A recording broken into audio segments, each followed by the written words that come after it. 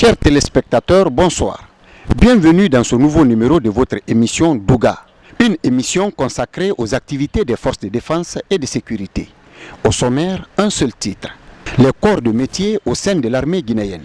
La direction générale du train et garage, basée au bataillon du quartier général Camp Almami Samori Touré. Cette unité est représentée dans toutes les garnisons du pays. Sergent-chef Marcel Massandouno s'est intéressé à ce service. Suivez.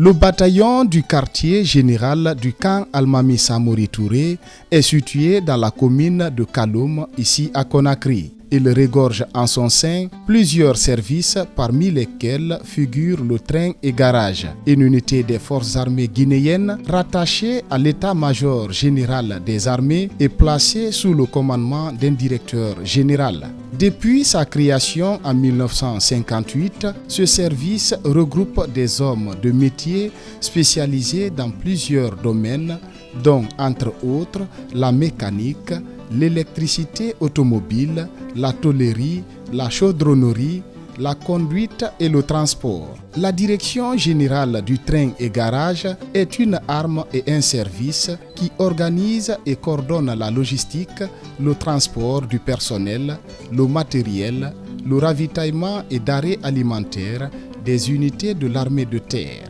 air, mer et de la gendarmerie nationale à travers les 4 régions militaires du pays.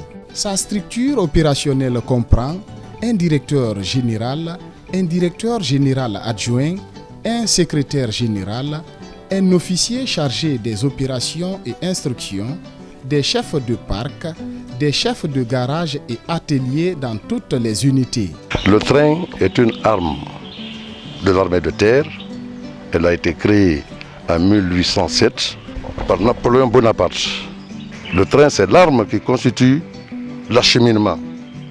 Acheminer veut dire déplacement d'un point A à un point B. D'autres missions aussi complètes par le train.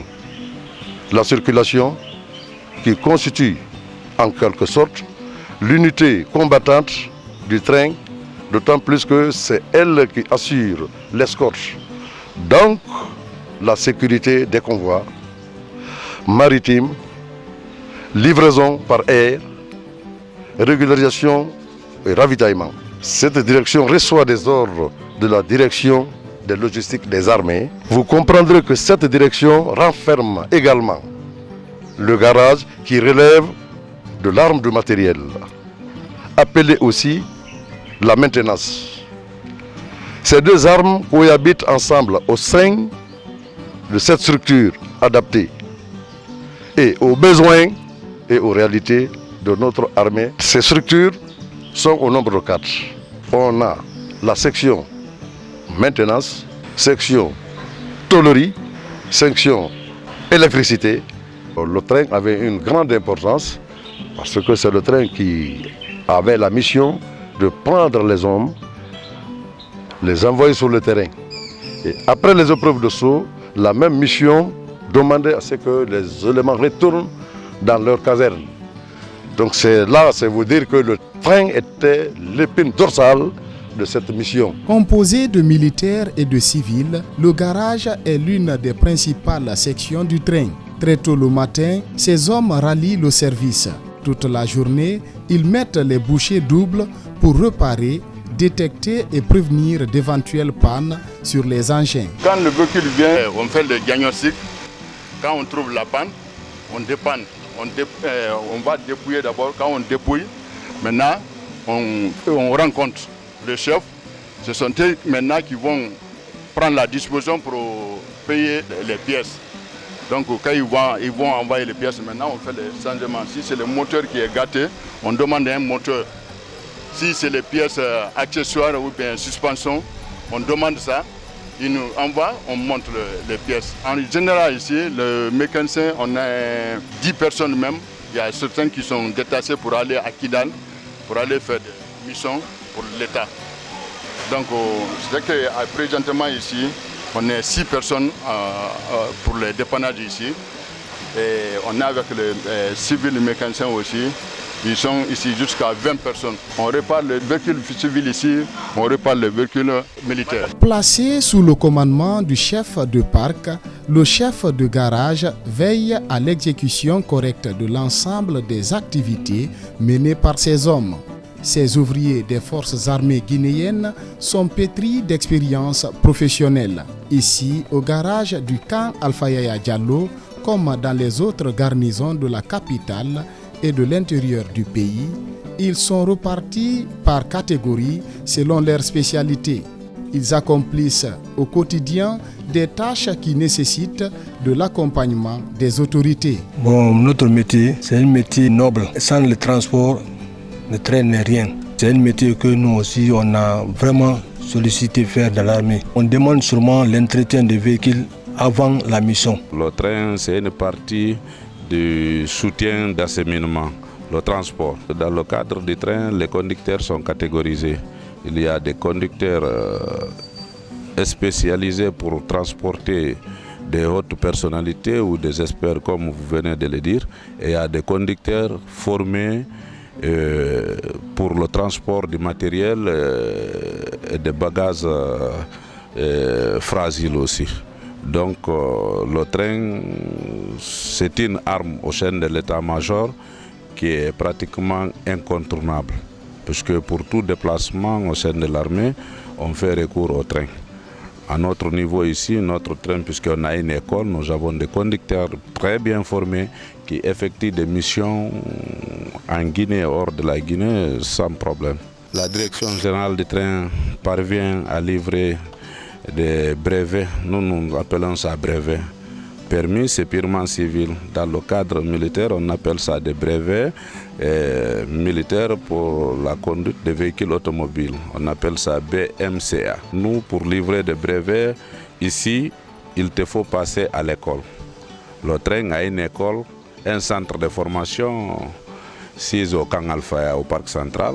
Donc, si quelqu'un veut obtenir le brevet, si tu ne veux pas suivre une formation de longue durée, comme les stagiaires qui viennent pour le CT1 conduite véhicule automobile, tu peux aller faire quelques tests au niveau de Camp Alpha. Donc tu vas suivre une petite formation, au moins 2 mois. À l'issue de ça, nous avons des cadres qui sont là-bas, section brevet, donc qui vont t'examiner, voir si tu mérites d'obtenir le brevet ou pas. Si tu n'arrives pas à réussir à l'examen, donc tu n'as pas droit à avoir le brevet. Et tu vas reprendre encore, puisque c'est risquant de prendre un brevet militaire donné à quelqu'un qui n'a pas une connaissance dans la matière. On a 2 types de moteurs. Nous avons d'abord le moteur à 4 temps et nous avons encore le moteur à 2 temps.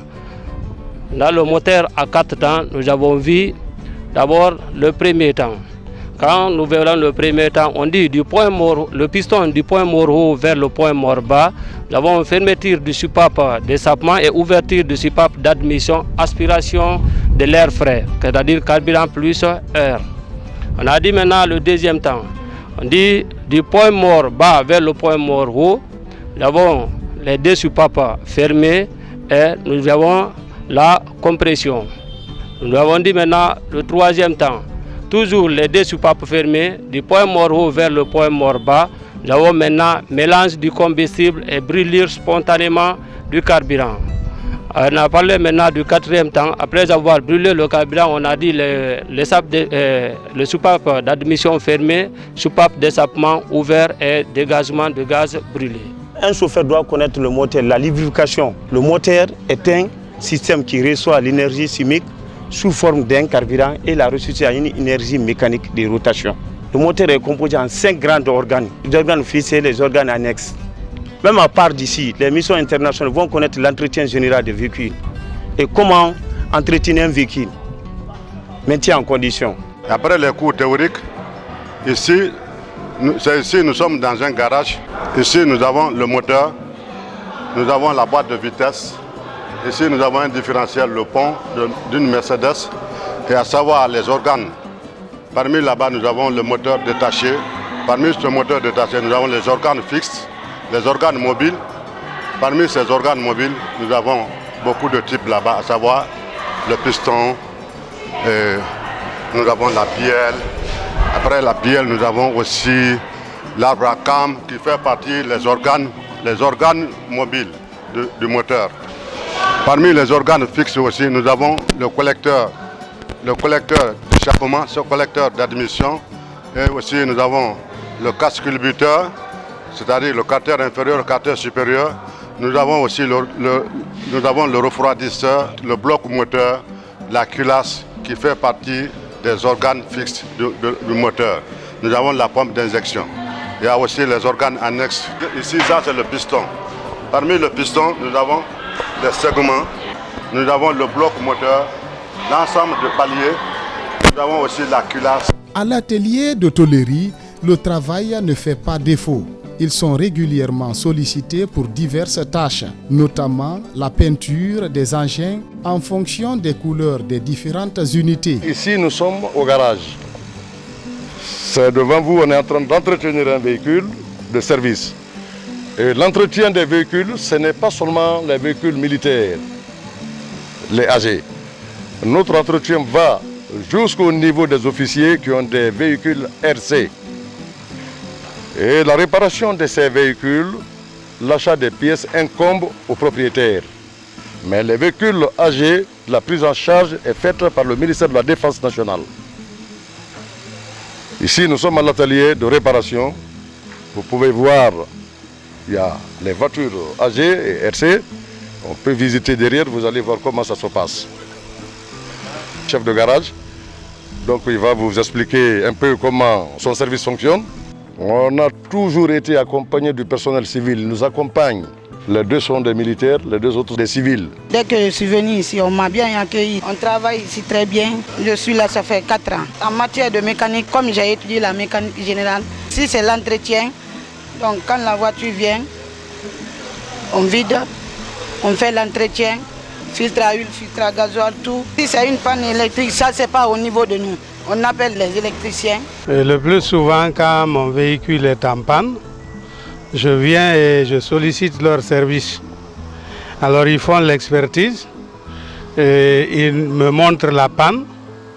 Si c'est une pièce qu'il faut remplacer, on a un ami qui est en ville, il nous cherche la pièce, il l'amène, on discute le prix, je paye et eux ils montent. Et généralement c'est comme ça que nous travaillons.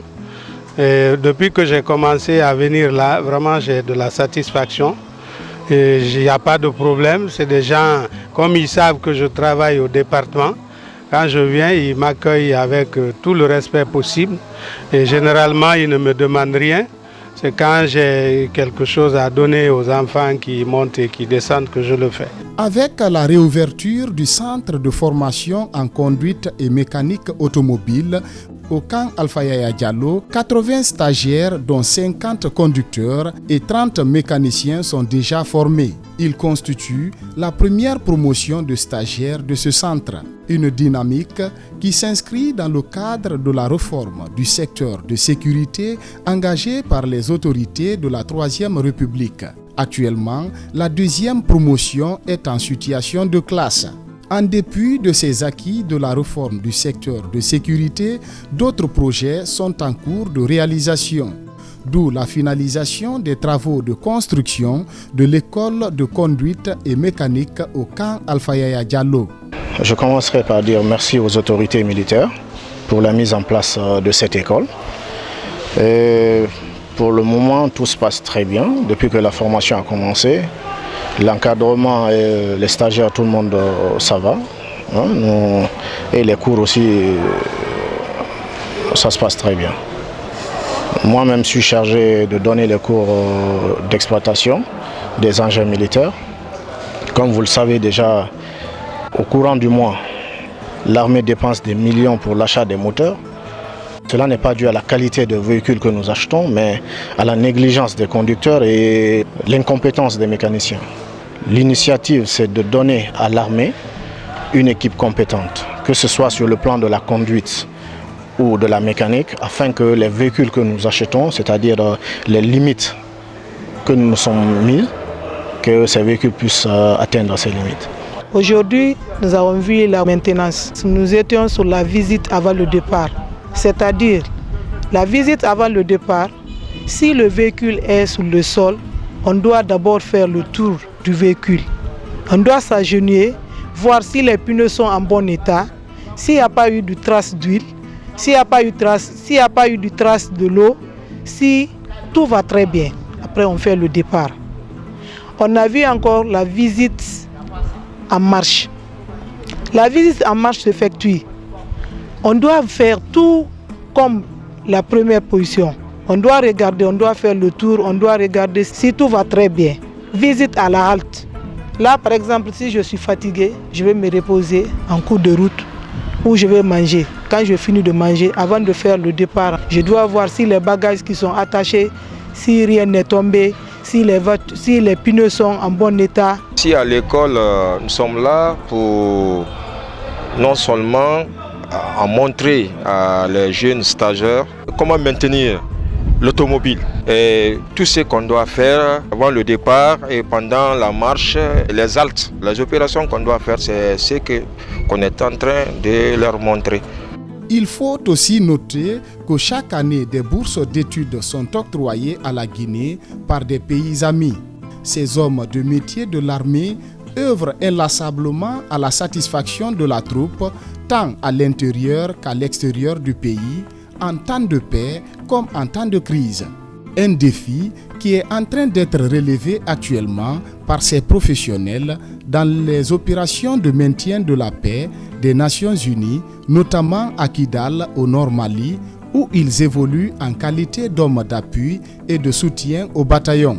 La mission des Nations Unies au Mali, comme je venais de le dire tout à l'heure avec les Marocains, le SO, la base de cette mission est le train.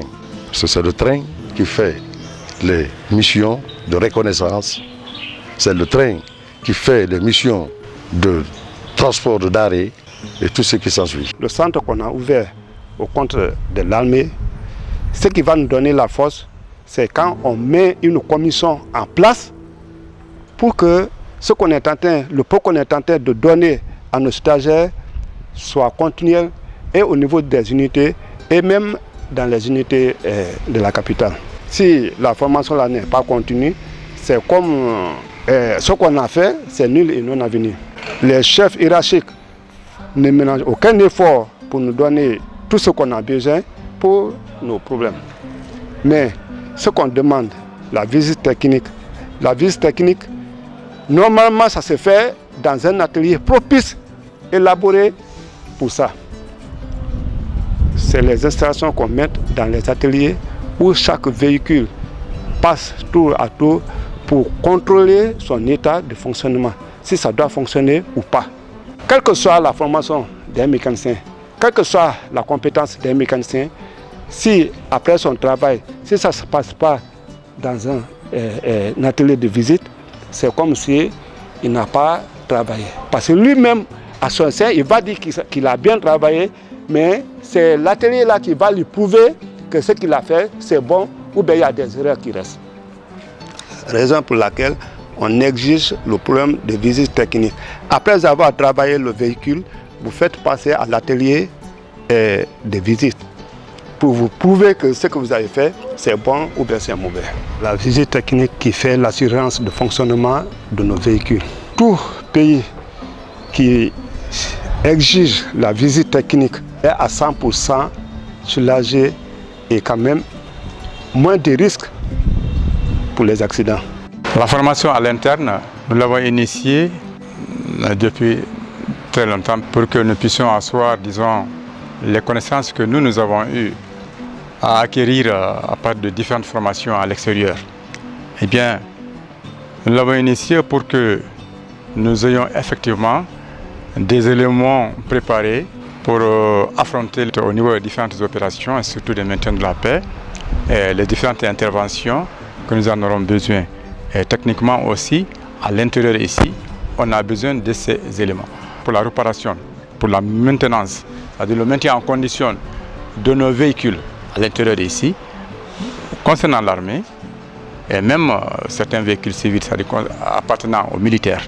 Nous le faisons, comme vous l'avez vu déjà au camp Samori, le directeur général vous a présenté là-bas des véhicules, beaucoup qui ne sont pas des véhicules militaires, que nous sommes en train de réparer, moyennant rien. Le maintien en condition. Ici, par exemple, vous êtes au niveau du parc central. Le parc central s'occupe généralement de grosses réparations des engins, c'est-à-dire des gros camions. Des camions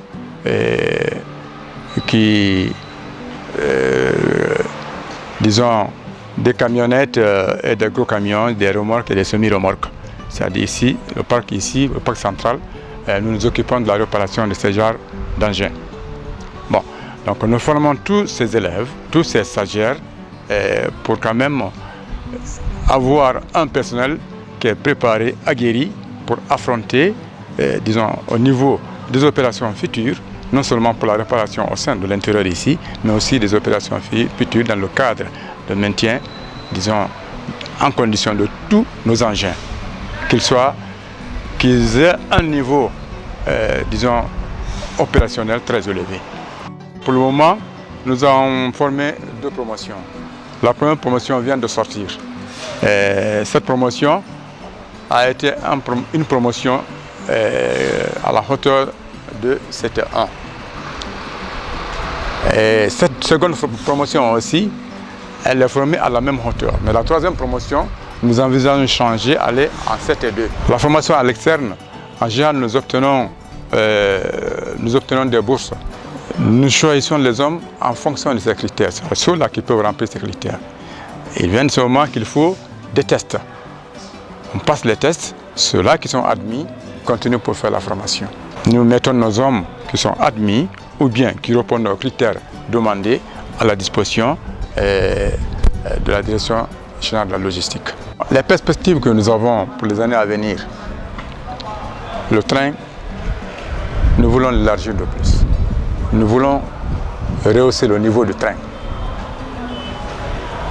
et que le train des forces armées guinéennes soit capable, comme il a toujours été, de réaliser toutes les opérations de maintien en condition de nos engins, de nos différents engins, quel que soit leur gabarit. À l'image des autres armes, le personnel du train et garage de l'armée guinéenne se distingue par son insigne représenté par une roue de couleur argentée dans laquelle on y trouve l'armoirie portant un jeep militaire, une manière de les identifier facilement. Mesdames et messieurs, c'était tout pour aujourd'hui. Tout le plaisir a été pour moi de vous servir. Portez-vous bien, à la prochaine.